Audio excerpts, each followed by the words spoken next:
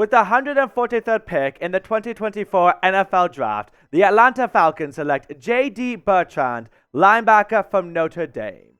I kind of enjoyed the German cameo for the pick selection for the Falcons, but let's get you guys familiar with the newest member of the Falcons. It is Notre Dame linebacker JD Bertrand, 6 foot, 235 pounds, and a local kid from Alpharetta, went to Blessed Trinity High School. A little bit on the older side. He's going to turn 24 years old next month. But I really like this selection for the Falcons in some fronts. One, I'm a big fan of Bertrand as a prospect in general. He led Notre Dame in tackles for 3 straight seasons. So, multi-year team captain.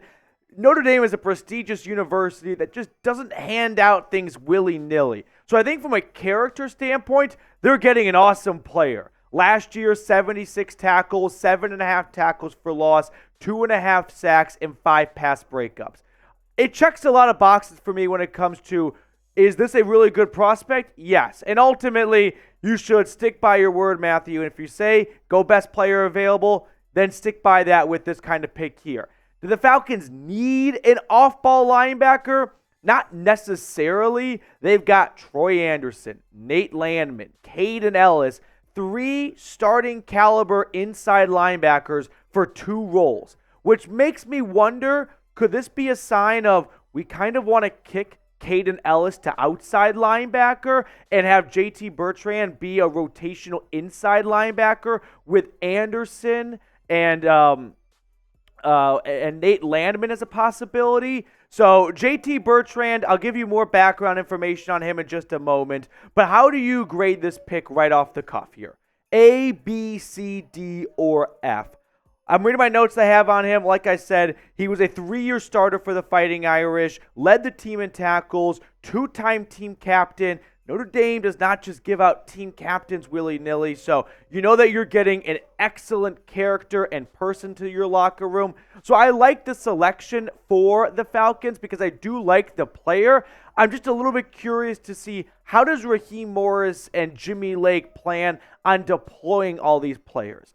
5th-round picks are not supposed to have a big role in year 1, so the Falcons could be looking at this from a special teams lens, but it's not like JD Bertrand was some dominant player on special teams. He doesn't have extraordinary athletic traits that allow him to dominate in that area. Now, I'm going to give you guys more information on the newest member of the Falcons, but first, I do want to read what Dane Brugler from The Athletic had to say about the prospect.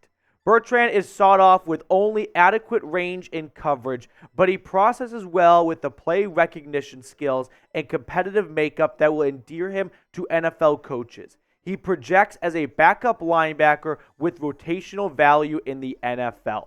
Let me read you some of the strengths and pros I have on him. Really instinctive and just a little bit of a playmaker. When you lead a team in tackles 3 straight seasons, starting as a redshirt sophomore, you're clearly in the right spot at the right time, and it's not by accident when you do it 3 years in a row. So Bertrand just has a knack for finding himself in a good spot to make good plays, and I think because of those great instincts, he's able to overcome maybe some of the disadvantages he faces by not being the fastest, the tallest, the strongest guy on the field. But when you're in day 3 of the NFL Draft in round 5, you're not going to find a ton of great athletes at this point. So my motto has always been in day 3, I'm looking for at least one of the 2 qualities: special teams value and overall high character players. Because a lot of guys that enter the NFL were the best in middle school, best in high school, and probably the best in college. And then they get to the NFL and they realize, I'm no longer the fastest or the strongest. So what else can you provide? Can you be a high-level guy that's going to work your tail off to get better? Or can you at least provide special teams value early on in your career?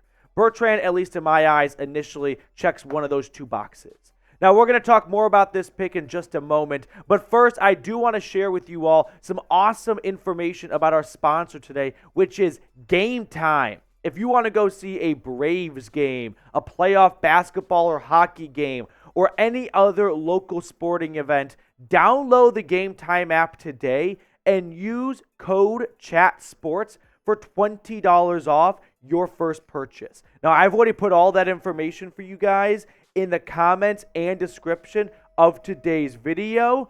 But once again, download the Game Time app and use code CHATSPORTS for $20 off. It's the best place to get tickets at the last minute. So if you like to push things off a little bit and you're a little bit of a day late, dollar short type of person, Game Time is going to be your new best friend.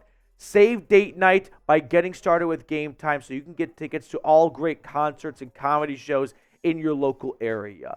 Use that code CHATSPORTS, C-H-A-T Sports, for $20 off your first purchase. More on JD Bertrand, and then I kind of run through what the Falcons have done so far through 5 rounds of the NFL Draft. So Bertrand, like I mentioned, a tackle machine for the Fighting Irish. We can look at his stats one more time if you missed it earlier. Now, the weaknesses I have on him is at times there can be a little bit of a knack to miss tackles due to a little bit of impatience seeping through. But ultimately, he makes up for not having the greatest physical traits because he always puts himself in the right spot.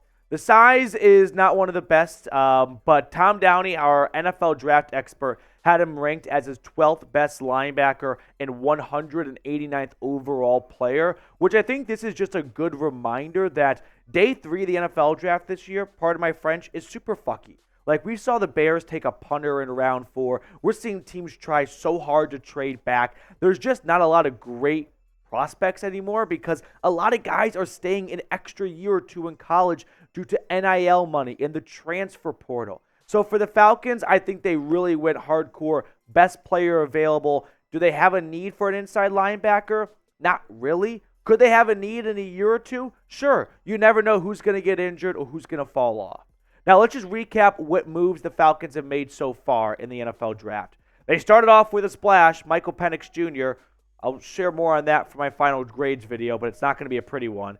Then they traded up in round 2 to get Clemson defensive tackle Ruke Orhorhoro. I know, it's not a bad Scooby-Doo impression. That is how you pronounce his name. So he's a really good athletic pass rushing upside interior defensive lineman. He's not one of the biggest cats in the world, but he definitely moves very quick, which brings me to their next selection in round 3. They kind of went like yin and yang here. They went fast with Ruke Orhorhoro, and then with Braylon Trice, they went with speed. I beg your pardon. They went with strength. They wanted to get a guy who can dominate with power. And he's going to come off the edge, and he had about 7 sacks last year for the Washington Huskies. And then they continued their trend of beefing up the defensive line. Earlier in day 3, they took Oregon defensive tackle Brandon Dorlus. So he was a 3-year starter for the Ducks. He kind of moved all over their defensive line, but I project him to be a defensive end at the next level. He's not big enough to really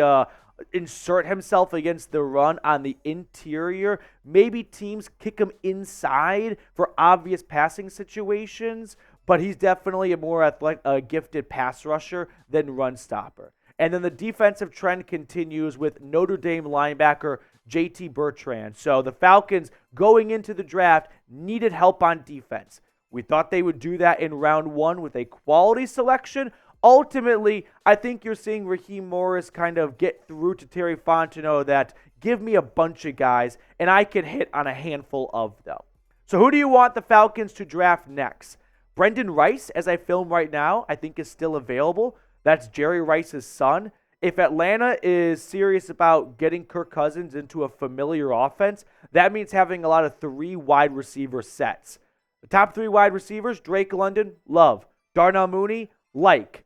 Rondale Moore, putting up with because it got you something for Desmond Ridder, who is just a waste of space on this roster once they brought in Kirk Cousins. So I'd like to see them add another wide receiver. So let me know in the comment section below. Now make sure, by the way, to subscribe. If you notice, I have graduated from the closet of Chat Sports. Producer Coop was kind enough to step into the studio with me for 8 to 10 minutes. It's all I get. So go ahead and subscribe. That way I can have a full-time studio and producer to get you guys the best content possible.